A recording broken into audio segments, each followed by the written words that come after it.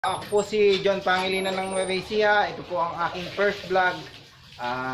Ngayon pong tag-ulan, tagbagyo, nagkakaproblema po tayo sa farm na nabubunutan po tayo ng mga tulos ng ating mga manok. Nakakawala po sila. Minsan po walang makakita. Pag nakita na lang po natin, patay na sila o malubha na yung kanilang mga sugat dahil walang nakakita. Ituturo ko po sa inyo kung paano po yung ginagawa ko dito sa manukan ko na naiwasan ko po sa loob ng 4 na taon. Ito po yung ginawa ko, naiwasan ko po yung mga nakakawala.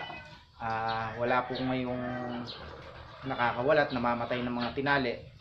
Ganito po yung ginagawa ko. Samahan niyo po ako. Ginagawa ko po para po maiwasan ang pagbunot ng tali ng manok. Ito po ay tumatagal ng 3 taon hanggang 4 na taon bago masira.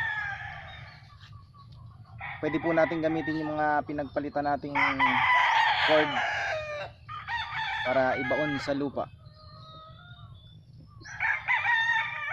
Putulin ko na po.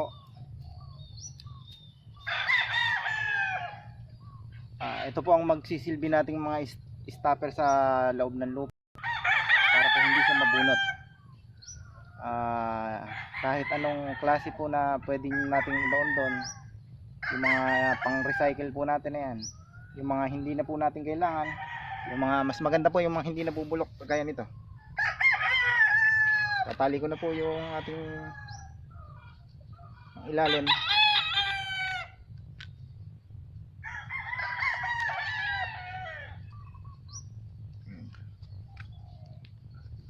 Ito ang tali nya. And then pwede natin isulat doon.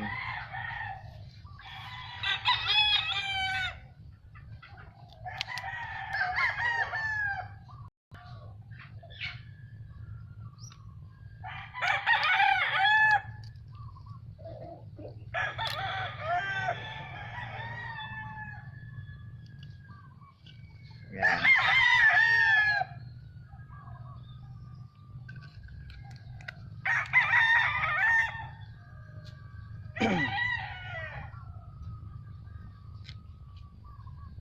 Ayan po. Ganito lang po. Pwede na po siya. Ngayon po ay huhukay po tayo para po ilubog ito.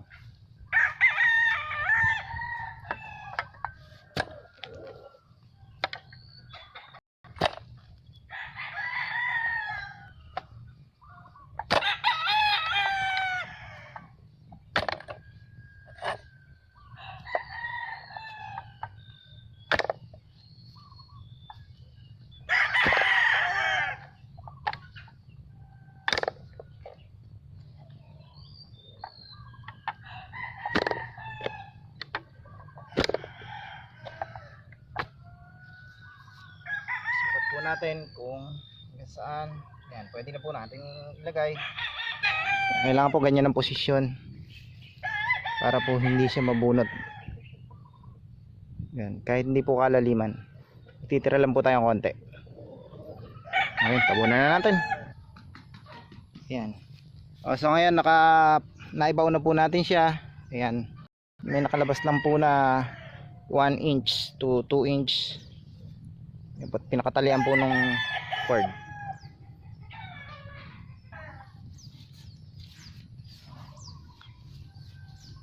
Ayan po. Sulat lang po natin. Sukatin natin sa haba. Ganyan lang po. Tatali na lang po natin siya. Yan. Isa pa.